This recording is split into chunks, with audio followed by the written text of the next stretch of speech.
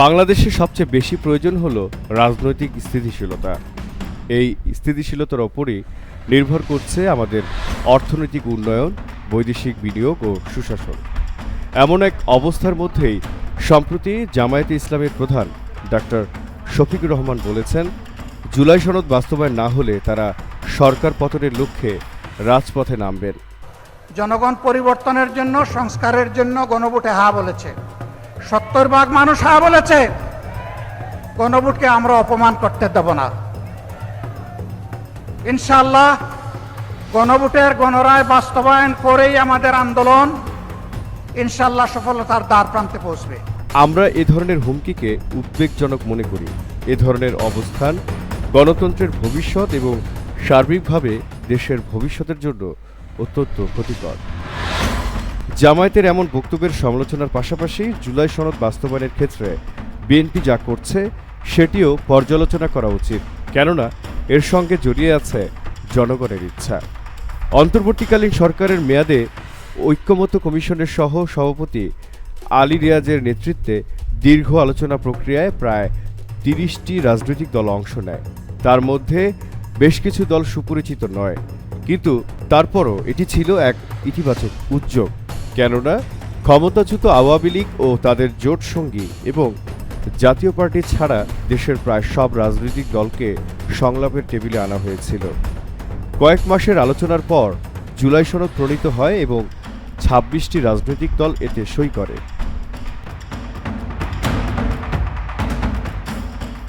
2025 সালের 13 নভেম্বর রাষ্ট্রপতি মোহাম্মদ শাহাবুদ্দিন জুলাই জাতীয় সনদ বাস্তবায়ন আদেশ জারি করেন। এই আদেশ সনদ বাস্তবায়ন এবং যেসব সংস্কার প্রস্তাবের জন্য সংবিধান সংশোধন প্রয়োজন সেগুলো নিয়ে গণভোট আয়োজনের আইনি কাঠামো নির্ধারণ করে দেয়। কমিশনের কাজ শেষ হওয়ার পর মোট 84টি বিষয়ে ঐক্যমত্য পৌঁছানো সম্ভব হয়, যার মধ্যে 48টির জন্য সংবিধান সংশোধন প্রয়োজন। বাকি বিষয়গুলো নির্বাহী আদেশ ও আইন সংশোধনের মাধ্যমে কার্যকর করা সম্ভব।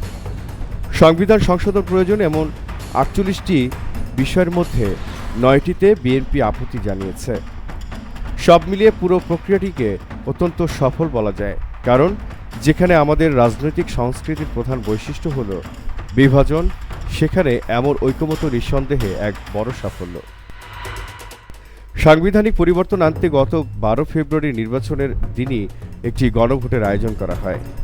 অন্তর্বর্তী সরকার এমন একটি গণভোট দেশের মানুষের সামনে উপস্থাপন করে যার বিষয়বস্তু সম্পর্কে ভোটারদের পরিপূর্ণ বোঝাপড়া ছিল না।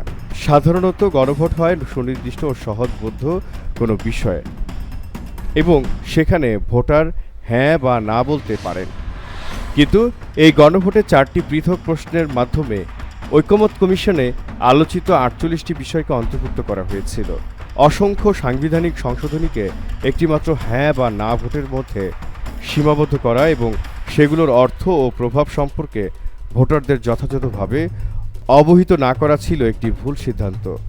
অধিকাংশ ভোটারই জানতেনই না তারা আসলে কি বিষয়ে ভোট দিচ্ছেন। গণভোটে আরও প্রস্তাব করা হয়েছিল যে নির্বাচিত সংসদ শুধু আইনসভা হিসেবেই নয়, একটি নির্দিষ্ট সময়ের জন্য সংবিধান সংস্কার পরিষদ হিসেবেও কাজ করবে। আর এখানে এসেই ঐক্য ভেঙে যায়। বিএনপি এই প্রস্তাব কখনোই মেনে নেয়নি। তাদের প্রস্তাব ছিল সংশোধনী প্রক্রিয়ার মাধ্যমে প্রাসঙ্গিক সংস্কারগুলো সংবিধানে অন্তর্ভুক্ত করা যেতে পারে। তাদের এই প্রস্তাব অনেক বেশি আনুষ্ঠানিক ও বহুল প্রচলিত, এমনকি এই পদ্ধতি বিশ্বজুড়েও প্রচলিত। কিন্তু সরকার গঠনের পর থেকে এই পর্যন্ত জুলাই সনদ এবং এর বাস্তবায়ন প্রক্রিয়া নিয়ে বিএনপির অবস্থান গুরুতর কিছু প্রশ্নের জন্ম দিচ্ছে। যেসব বিষয়ে সর্বসম্মত ঐক্যমত হয়েছে সেগুলো বাস্তবায়নেও বিএনপির গড়িমসি গভীর উদ্বেগের সৃষ্টি করছে। তাদের ব্যাখ্যা হলো, সংবিধান সংশোধনের আগে এসব বিষয়ে আরও গভীরভাবে পর্যালোচনা করার প্রয়োজন। এই যুক্তির কিছুটা গ্রহণযোগ্যতা থাকলেও জুলাই সংস্কার প্রক্রিয়াটি যেভাবে পরিচালিত হচ্ছে সেটা সম্ভবত সর্বোত্তম উপায় নয়। বাংলার জানালায় জহিরুল ইসলাম।